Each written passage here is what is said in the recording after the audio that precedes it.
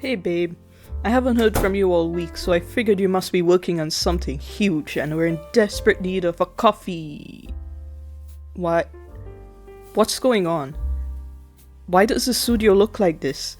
Where are all the canvases, the paints, the creepy mannequin thing that you keep dressing up? And why is your drawing tablet in the box?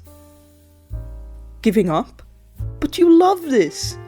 Don't you have that interview with the owner of the cafe down the street too? They cancelled so suddenly? That doesn't make any sense. Why would they do that? They loved your portfolio. What about the gallery? They wanted you to send in some pieces for their display and... Well, what about the t-shirts? At least those must be doing well. No, babe, you're not a failure. A few setbacks doesn't mean you failed. Then it's their loss. And you don't know what happened behind the scenes. Maybe one of their fancy coffee machines went bad and they had to replace it. Those things are really expensive. Seriously? They took her work over yours? Are they blind? How could they think her work is better? No, I'm not just saying that because I'm your partner. You should know by now I'm not one to lie to you, even if you're my partner. I genuinely think that your work is 10 times better than hers. Hey, shh. Come, sit down. You look exhausted. You were crying last night, weren't you? You can't hide that from me. We'll figure out the rent. It's best for you to keep all your toxic art supplies out of the apartment anyway. I'd rather us move back in with my parents than let you lose the studio. You love it too much, and I love watching you work in here. That's because you can't see what I see.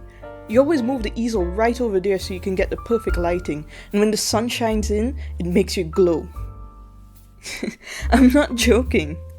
There's a glow when you work, and then you scrunch up your nose and tilt your head, and sometimes you stick out your tongue and... But it's so cute! And if you quit now, I'll never get to see you like that again. Watching you work is an art in and of itself. You know, I never really cared about art before I met you. Yeah, I thought abstract art was just a scam and that hyperrealism was the peak of artistic skill. I thought the watercolor was for children and that digital art was cheating.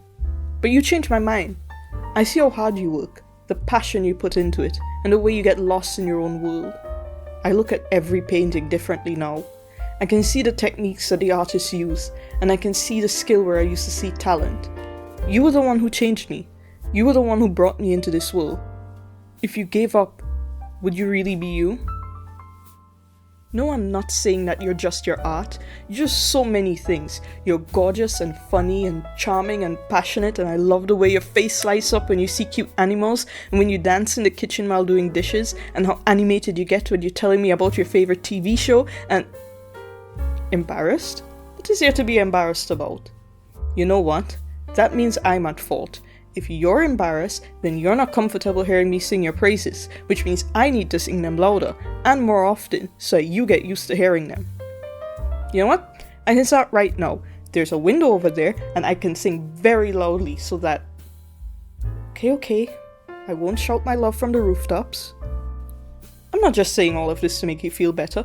I truly mean what I said. I just want you to know that if you choose to give up your dreams, you're choosing to give up a huge part of yourself. But what if you give up just before your big break? There's always a storm before the sunshine. There's always darkness before light. What if you look back years from now wondering what your life could have been if you hadn't given up and it fills you with regret? I know you, and I know how much art means to you. It's not art that you're giving up on. It's you.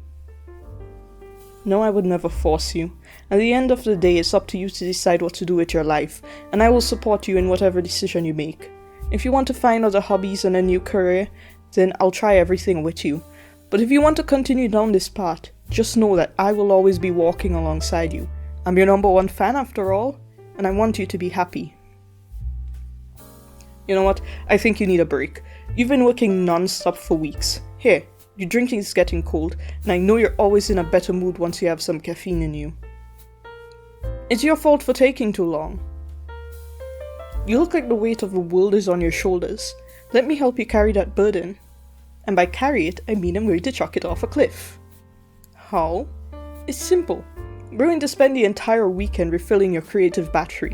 We're going to play video games, and watch movies, and eat food, and play with all my own Legos, and finally get around to playing that new board game you got me for Christmas, and then come Monday morning, we'll be armed and ready to tackle even the largest of canvases. You'll make it. I'm sure you will. Maybe not today or tomorrow, but you'll make it. One day you're going to look back and think, I'm glad I didn't give up. You'll be so happy, you'll wonder if your disappointment ever even existed.